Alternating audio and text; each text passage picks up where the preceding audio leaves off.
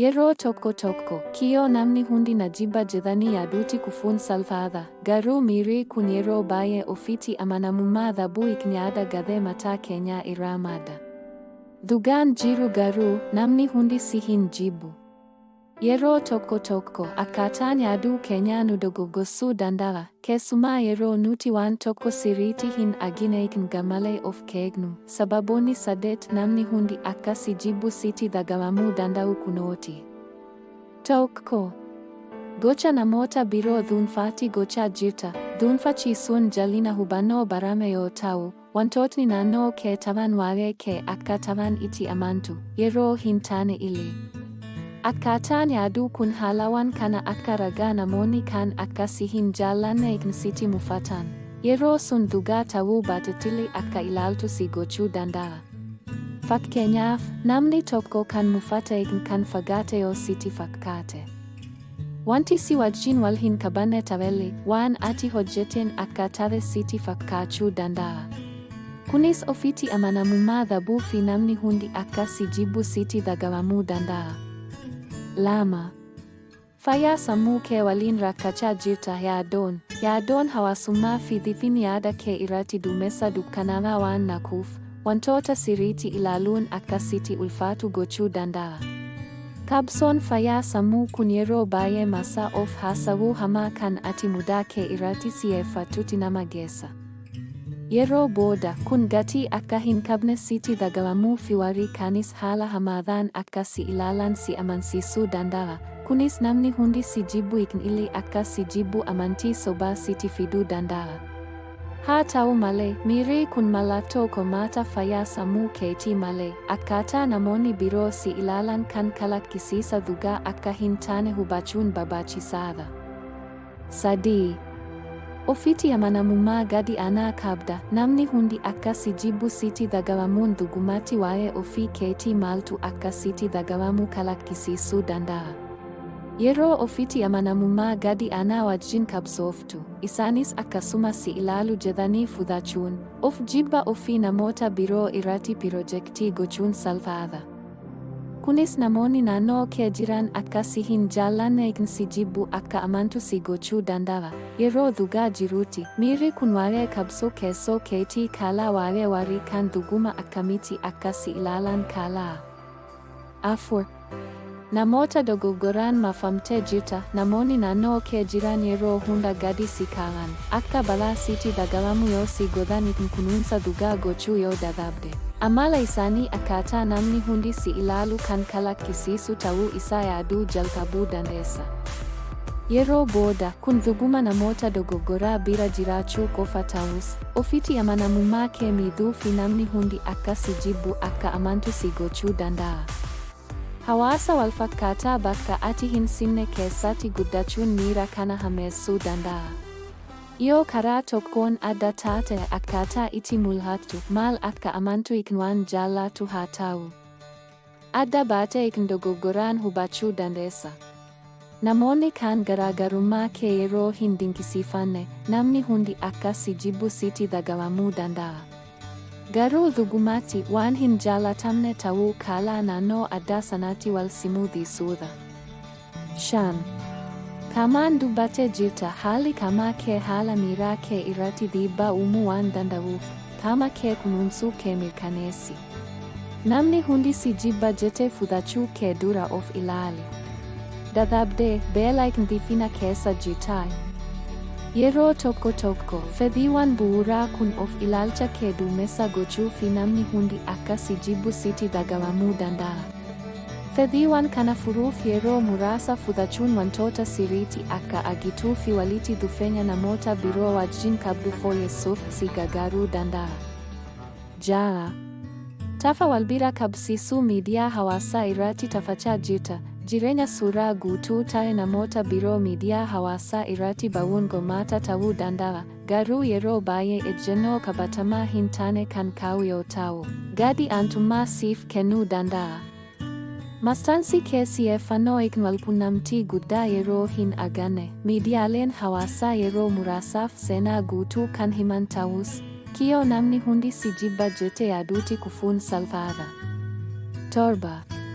Ati nama miira olaanaa qabudha yeroo nama miira guddaa qabu taate waan xiqqoo hunda hubachuu barbaada akka jijjiirama sagalee nama tokkoo jijjiirama xiqqoo ibsa fuula isaa illee kutaa keessatti vibe adda ta'e qofa. Wantoota kana gammalee yaaduu fi waan hamaa jechuu isaanii fudhachuu jalqabuun salphaadha akka nama sitti mufate si hin jaalanne. Kunis yeroo hunda waan namoonni biroo sirratti yaadan akka yaada'u si gochuu danda'a. Yeroo hunda akka waan didamtamuu keekamuuf kartara irra jirtutti sitti dhaga'amuu danda'a. 8. Hundaa homaa yaaduu keessatti qabamtee jirta hundumaa homaa hin yaadin. Yaada gurraachaa fi adii jedhamuunis kan beekamu. Jallisuu hubannoo bakka wantoota gammalee argitudha hundumaa gaarii yookaan hunda hamaa giddu galeessa kan hin qabne. Yaadni jabaan kun namni tokko yoo sitti mufate wanti tokko yoo dogoggora taate namni hundi si jibbuu qaba jettee akka yaaddu si gochuu danda'a. Ilaalchi gammalee kun nuwans ilaalcha karaa biroo hin hayyamu. Yeroo namni hundi si jibbu akkamitti danda'uu dandeessu? Yeroo namni hundi si jibbu sitti dhaga'amu, dhuguma simaa fi adda baafamuu danda'a. Jalqaba hafuura dheeraa baafadhu miirri kun yeroo baay'ee waan qabatamaan ta'aa jiru caalaa waan mataa kee keessa ta'aa jiru akka ta'e of yaadachiisa. Yeroo tokko hiriyaa ogeessa fayyaa wajjin haasawuun dhuguma gargaaruu danda'an ilaalcha adda ta'e dhiyeessuu fi wantootni akka fakkaatutti hamaa akka hin taane si mirkaneessuu danda'u. Of kunuunsuus hin dagatin sun shaakala sammuu tokkoon joornaalii illee deemsa qofaaf deemuun haa ta'u. Yeroo shakkii qabaachuun homaa miti garuu ofitti gaarummaa qabaatu miirri kun akka darbu yaadatu. Miira namni hundi si jibbu sitti dhaga'amuu dandamachuuf gosaa fi waraqaawwan hojii tokko kunuunsi yaada kee irra deebi'ii kaa'uuf yaali waan yaaddu si'eeffannoo kenni ragaan dhugaa isaan deeggaru jiraachuu isaa. Itti sammuu kee qofa mala tafachuu ta'uu isaa of gaafatu. Yaadonni sun si gargaaraa jiru moo si miidhuu isaaniis of gaafachuu dandeessa. Yoo ragaan hin jireef yaadni sun si miidhaa jira taate haala sana ilaaluuf karaan biraa jiraachuu isaa ilaali.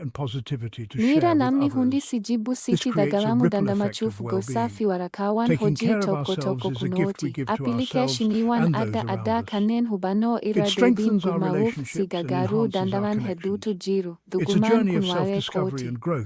Wanti hundi waa'ee kee akka ta'e yaaduun salphaadha yeroo baay'ee garuu akkas miti. Yeroo tokko amala gadhee nama tokkoo sababa keenyaan akka ta'e fudhanna dhuguma garuu akkas hin taane.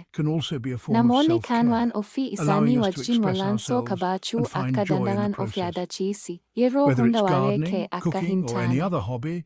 Of marafachuu shaakali gaarummaa fi hubannoo michuu keetiif kennitu sanaan of ilaali. Mudaa qabaachuu fi dogoggora hojjechuun homaa akka hin taane fi kuniin gatii kee akka hin ibsin of yaadachiisi. Of jaalachuu barachuun ilaalcha gadhee ofiitti ilaaluu dandamachuu akka ijaartu si gargaaruu danda'a. Simina kee irratti si'eeffadhu amaloota gaarii fi bu'aa barii kanaan dura galmeessi. Yeroo yaadni gadhee sitti seenu gatii kee fi dhiibbaa gaarii namoota kaan irratti taphu of yaadachiisuuf. Of jaalachuu barachuun ilaalcha gadhee ofiitti ilaaluu dandamachuu akka ijaartu si gargaaruu danda'a. Simina kee irratti si'eeffadhu amaloota gaarii fi bu'aa barii kanaan dura galmeessi. Yeroo yaadni gadhee sitti seenu gatii kee fi dhiibbaa gaarii namoota kaan irratti qabdu of yaadachiisuuf taree kana ilaali. Fayyadama miidiyaa. Hawaasa miira ga'umsa dhabuu fi wal bira qabuu hammeessuu danda'a. Yaada gadhee akka hin kakaasneef boqonnaa miidiyaa hawaasaa fudhachuu waltajjiiwwan kanneen irratti yeroo kee daangessuu yaada. Fayyaa kee kunuunsi qamaan maaltu sitti dhaga'amu dhuguma miira kee irratti dhiibbaa geessisuu danda'a. Yoo miira gaarii sitti hin dhaga'amne taate wanti hundinuu waan jiru caalaa hammaataa fakkaachuu danda'a.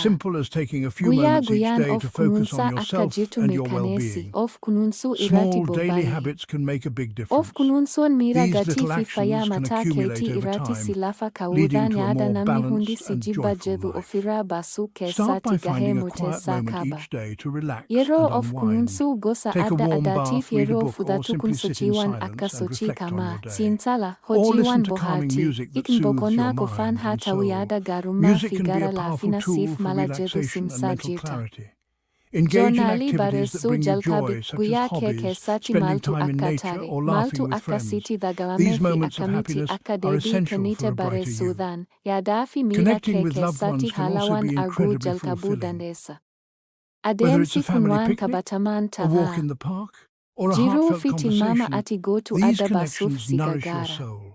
Make Yeroo healthy booda, choices a part joornaaliin of your walqunnamtii routine. namoota biroo Eat wajjin nourishing qabdu foods, irratti stay ilaalcha hydrated, and madaalawaa remember taate that akka what you put qabaatuu into fi your of body keekuun affects keessoo how you kee akka feel. mo'atu si gargaaruu Move your body danda'a. regularly. Eenyuwaliin akka of Whether maasitu it's yoga, madaali, jogging, namoota or a simple naannoo kee walk, jiran physical ilaali. activity is Dhuguma ni crucial for deeggaruu. maintaining both mental Yoo and geengoon physical health. hawaasummaa kee ol Remember, kaasuun hin self-care is a danda'amne taate, journey, not a yeroon hariiroo destination. tokko It's tokko about irra making deebi'anii consistent, yaaduu mindful ta'uu choices danda'a. that contribute to Sini your deeggarsa overall gaariin well-being. of jaallachuu fi Start gammachuu small keetiif and be dinkii kind to yourself hojjechuu along the danda'a. way.